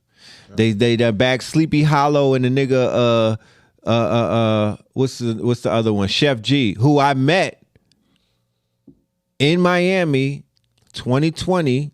I was with one of my homies and we were one of my homies was catering a yacht party that they were doing. And we both, me and my homie from Flatbush, after 5-minute conversation with Chef G, we both looked at each other and was like, yeah, he's not gonna be around long. You know what I'm saying? Nah, trash. He's not gonna be around long. You could tell with a few minutes. I'm not a record label executive. I'm not a billionaire. I'm not a European who has mad inventory and prison stocks, who sit down with these rambunctious niggas to see, is he gonna be the one, right? Because that's what they looking for. They looking for you knucklehead ass niggas so they could be like, yeah, sign him up for 10 million because we're going to get 100 from him. Absolutely. Right? On that insurance I'm not policy. one of those people, and I already could see, you know what I mean, just having a few minutes of conversation. Oh, you're going to get, because if I'm forced to want to kill you because of shit that you say and do, we got to figure out another way to rape you. You know what I'm talking about? And that's what's going on with these artists, sorry to say. But they don't have no protection. They don't have an Afeni in their corner. They can't make it in a room full of vultures unless they had a Khaled or somebody with some backbone and whatnot. Not to be loud, just be quiet. Be able to be my counsel when we get out the room so you could strategize with me and tell me which one is the snake, whose head I got to cut off. You don't even show your hand. Right, my consigliere. Right. You don't show your hand. You just take everything in and you tell me how to play these people so I can get my checkmate. Right, where them niggas at? Where them niggas at? They don't, these young crews, as far as I know, they don't got that. Because LeBron showed niggas the blueprint. LeBron showed them the blueprint. Where these niggas I seen NBA YoungBoy team though. is. He got a team behind him of old niggas. Oh yeah, when you got a team, it's gonna separate everything. Yeah, it's two cats. You know, we in an era where I can do it all by myself. Reign supreme. Mm-hmm. To the point where most people don't even want to listen to the bishop that sits on the chessboard. You know what I'm saying? Especially if the bishop ain't got as much money as them. Want to listen to the bishop from Jew? What the youngster used to say, y'all? If you ain't made $1 million, don't tell me nothing. Don't tell me nothing, right? You can't tell me nothing. Right. You know what I'm saying? So we live in that era, man, where, you know, people actually feel like if you don't have as much money as them, you know, you can't tell them nothing. Of course. Why you ain't got as much as them if you got the wisdom? Right. You know, even with these sciences, the law of 44, right, the I Ching, cardiology. Why you ain't a millionaire? Right. They think supposed to be lottery winners. You know what I'm saying? For 44 billion like Elon, nigga don't want to hear what I got to say. Right, You know right. what I'm About my law. I don't even want to hear it. That's where it is, you know, unfortunately. And that's where it's gonna be until somebody changes that. I text Blue the other day. I said, bro, man, I don't even want to lend this knowledge to no one outside myself anymore. I said, because when you feel something is priceless, you know what I'm saying? When it's worth something to you, I know how my life was when I just, like I told you, duct taped all my books, Right. kept it all to myself. Right. But when I started to give it to Share others, it. Share it. it's Proliferate it. man, Right. it was a total shift. You know, especially when you got the mind of those who like, you know, I'm gonna listen to this shit and it's gonna go. But keep in mind, that's still an aspect of crash out culture. You bring up John Morant, I bring up Dylan Brooks. Come on, They man. both listen to NBA Youngboy. Come on, man. What did Dylan Brooks tell LeBron? You an old head. Crash out culture. I don't gotta listen to you. You an old head. I'm gonna show up. I'm gonna show you up. Ha! Right? And got handled. Right? He was the fire that LeBron needed for trying to crash out on him. LeBron, he folded that boy up and shipped him off somewhere. Man. He gonna be playing with the Thailand Tigers somewhere. You know what I mean? He'll be playing with the Madagascar Maggots They let that next boy year. go. Yeah. You know what I'm saying? LeBron- Crash out culture. LeBron Gen Z. Right. He's the last part of Gen Z. These are kids. These are the niggas after that. You know what I'm saying? So you talking about crash out culture? These motherfuckers. They born into that. They born into that, but they got a culture behind them that's calling them old. It's challenging them. Yeah. They on their heels. Yeah. Like we better than you. They call them alphas. Right. Alpha Gen. So the COVID babies Yeah. that came from 2020, I'm telling people in 10 years, look out for them. Because at 10 years old, they're going to be a problem to niggas that's 20 and 30 and whatnot. Look out for the COVID babies. I'm raising one. I'm here to let you know in 10 years, once they get, because they're going to have chat, they're going to have AI under their belt. They're going to have mad technology. At 10, they're going to be mature like a 30-year-old. And they have a disposition towards themselves. They don't listen to no authority. And they like AI. They want to get rid of you niggas. Right. And they not really impressed with you niggas. They see beyond that. It's COVID babies. These the COVID Straight up. babies from 2020. Watch them in 10 years. Watch. They looking at niggas like, it's something weak about y'all. Right. Watch. They scanning niggas I like, think I met one of them little niggas yet. well, sure. When you The do, day will come. when you do, you'll know the Day is coming. intensity, Don't the know. intensity in these little they niggas. climbing up the walls, boy, like Yeah, spiders. the Straight up. intensity in Whole these little nother niggas. boy. They got something with them, bro. They got a chip on their shoulders. And, you know, it's not all negative, even with the young crash out culture. We just have to steer them properly. You know what I mean? Absolutely. An NBA young boy, he's a Mormon. They came and knocked on his door and converted Yeah, him. they got him. They got him. They Niggas converted couldn't him. get him, but the Mormons Yeah, got the him. Mormons got him. Joseph Smith. You know what I mean? But they got him before because he was in Utah the same way that some of our people when the rich and Poes of the world, right? The Al Poes and the Rich Porters, they got introduced to European culture by way of the summer programs and whatnot. When they would take our people and send them up north. Fresh Air Fund. That's why when the drug game popped off, they went back up north to Poughkeepsie Right, yeah. and places Niggas that knew they how in to Albany. play and pedal They, upstate yeah, and they because of started. the They brought Fresh the Air crack Fund. with them. They went down south. Went up there and made a family fortune. to send them down south for the family summertime. Go to your aunt, your uncles, and them to the Carolinas and Virginia. They went Yeah. and took the crack down there.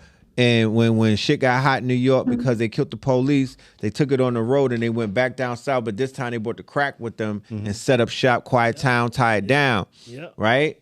So, yeah, sometimes it be other aspect. It don't be your own to convert you. You know, it be other people. So he was already introduced to that Utah Mormon, quote unquote, counterculture white life, because they were shipping out the little badass Baton Rouge kids and, you know, sending them around white people to convert them.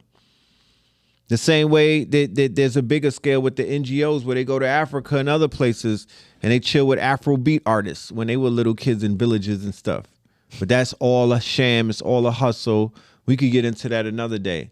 But yeah, man, once again, don't give up on the young culture. Like you could, like our parents, we told our parents, don't give up on Tupac. They was giving up on him. We was like, did we see something in him? They didn't, right? People don't want to talk about it. It wasn't a lot of old heads that was pro Tupac. At all. At all. What? You know what I'm talking about? He was like he was banned from a lot of households. Don't give up on NBA Youngboy. Don't give up on Dirk. Don't give up on the messianic ones, because I see the Messiah in them, right? Meaning that if they burn out, if they crash out right now, we're gonna be robbed of what they would eventually have become. You know, of course, they got to dodge the feds and them RICO charges because, like I said, they're out here really doing shit 100 times worse than what Pac was doing. You know, we talked about that on Key's show, how we the only ones that kill our leaders before they have a chance to become leaders. Facts. You know, we kill them as soon as they make a mistake. And now you saying don't give up on them. Give them a chance, you know, to be that gold that's put through the fire until the dross is burnt away and purified. Give them a chance to be that diamond that's frictioned to the point where it's polished. Right. You know, because that's how man and woman are perfected through Yes. trials and tribulations. Through that fire. Absolutely. And so if we can allow them that time to be corrected, Right. we can see the greatness in them. That time was given to us. Absolutely. Absolutely. If you were taken out in the first act of your play, Oh, it was over. what would the story Come on, read? man. It would have been 19. I would have Right. been done. So Done. give us all 3 acts Absolutely. or 4. You know what I mean? We want the epilogue, we want the monologue, Yes. and we want our 3 acts. Absolutely. Give us a full theater experience. Absolutely. Don't take us out in the middle of the play. And that's what I would say to these young. That's what I would say to these young prodigies who are finding themselves. You know, I'm not here to judge nobody. I'm just here to compare, and I'm We ain't here here to to judge, we here to smudge. we here to smudge them. You know what I'm talking about? Not judging. We here to smudge them. For all for all of those who claim to love Jesus, there's a book called The Aquarian Gospel by Levi. And in the book, Jesus goes through the adept chambers. He goes through these different obstacles that he had to pass in order to become the perfected one, Right. in order to become the Logos, in order to become the Circle 7. Right. And even at times in that book, Jesus contemplated giving up. Yes. He contemplated letting it go. So if we take that into our lives and the times, man, sometimes I just want to quit. Sometimes I just want to say, fuck it. We all been there. You know what I'm saying? Yes, sir. But then I look around me and I remember a quote from the Circle 7 of the Moorish Science Temple where it says, when your life is worth more than your death to others, it is your duty to preserve it. That always helps me get through my hard times. That always helps me keep going and understanding that, man, it's going to be a brighter day. That's a fact. Because my life is worth more to my death than my death to my children. My life is worth more than my death to my brothers. Right. My life is worth more than my death to the world. That part. And so, you know, with that being said, man. Can I leave us with a piece that I wrote inspired by the Absolutely. documentary? Come on with it. The Come legend. on with it. Dear Mama. Always, man. You know, it's always profound to hear what you got to say. Dear Mama, you shouldn't have to bear karma that was here on a planet to control your bandwidth like Janet.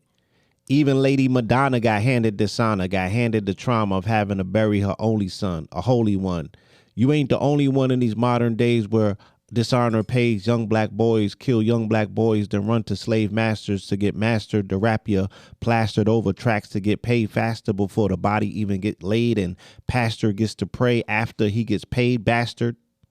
Body plastered on the asphalt, brains are splattered with a sad loss. His ops making posts about smoking packs up, getting laughs off. You goddamn right. They on demon time. They like black golfs. Ghouls, goblins, gremlins, choosing robbing over school is the problem. Ruggish, thuggish, gremlins moving sluggish like sackcloth, pants low, showing their ass off. And just to think, even these niggas got mamas do a laugh off any accusations of their babies being the hacksaws, getting packs off, dropping bags off, getting blacks whacked off. She like, back off. That ain't how I taught my son to live. That's a motherfucking fib. I'm like, dear mama, come get your motherfucking kids.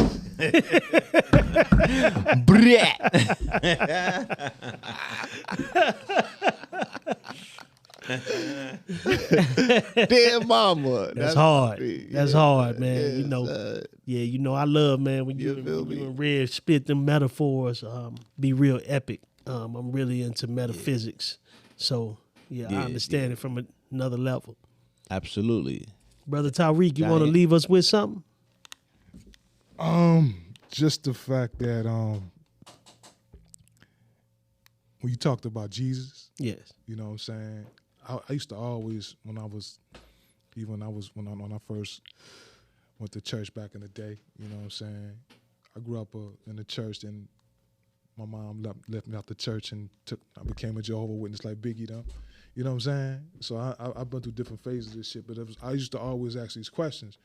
And I used to always think about Jesus, like if I was Jesus and I'm on that cross, I'd be like, man, this some bullshit. Nigga, why the fuck I gotta die for these niggas? You know what I'm saying? Why I can't just live my life? You know what I'm saying?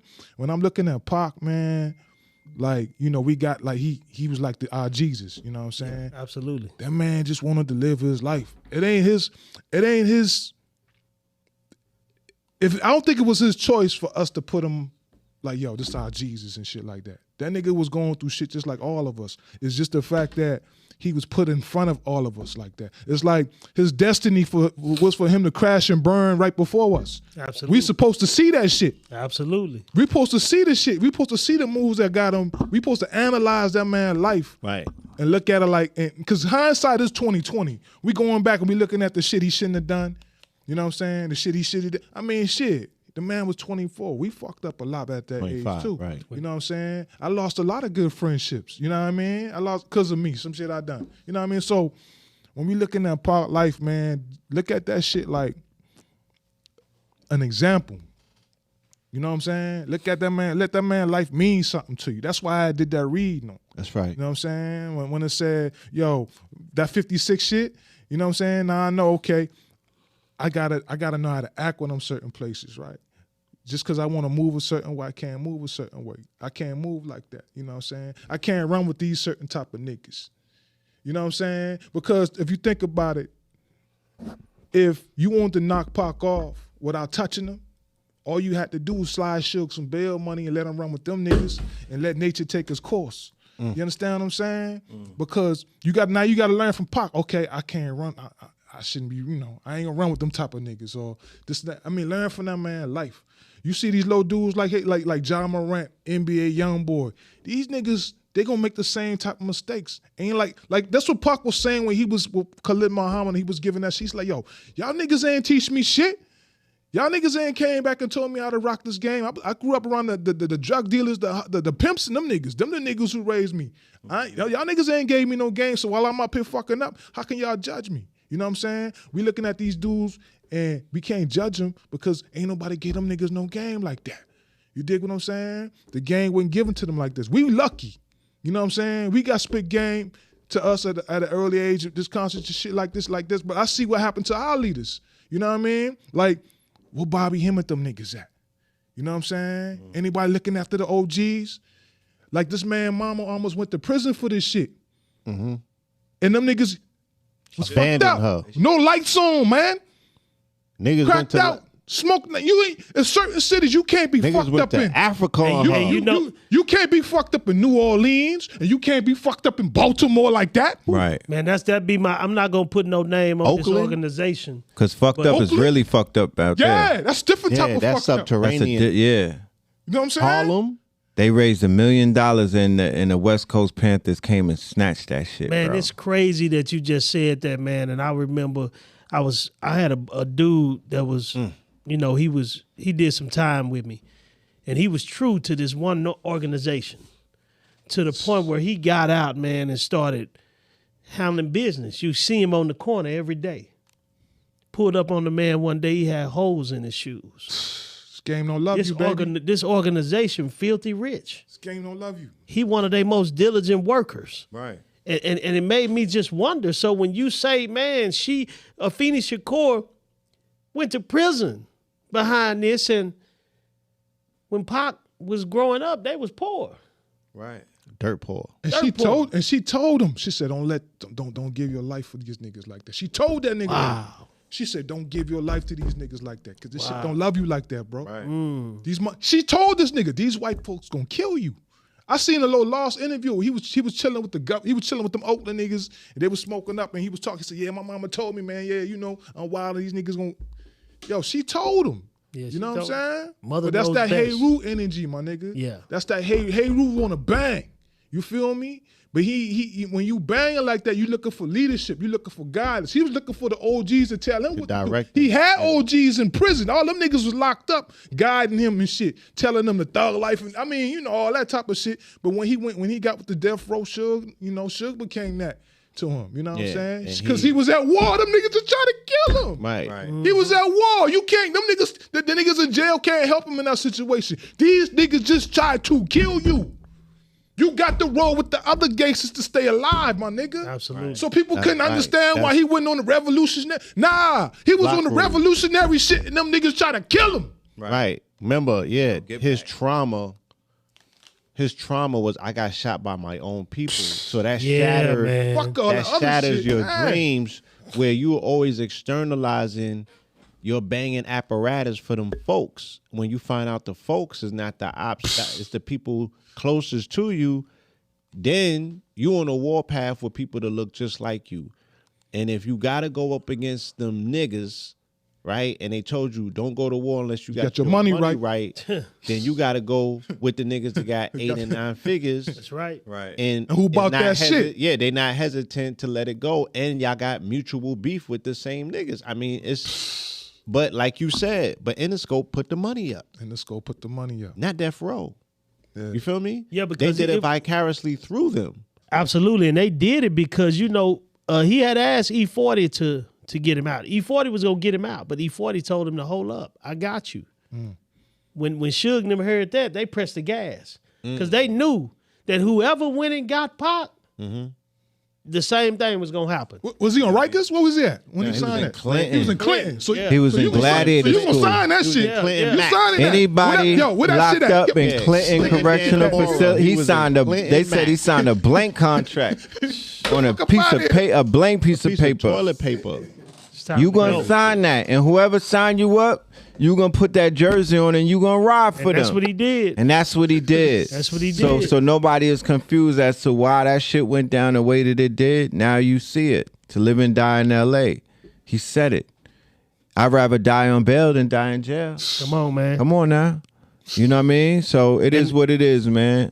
And unless you've been there, unless you've been in those Yeah, situations, Stay out the Don't have conversation. nothing. don't have Yeah, nothing to do say not have because you nothing don't to know. say. Not a you got fucking you word. got to be done. You got to be somewhere where they say count time 4 o'clock, count time Now, 9 o'clock. See how polite that nigga was in them on, jail man. interviews? You Come see on, how man. proper he was? Come on, man. Straighten him to. Alive. You see how he was very straightened up in that bitch. Count time will get you right. That's right. And guess now, what? Now you say it like that, And- he ain't had no choice but to ride. And on guess Biggie. what? For He had to those ride on of Biggie. you, that was the orders. for those of you who say, "Oh, I'll do what I want to do," for every guy that I know that was in prison that still wanted to rebel, 1 or 2 things happened to them.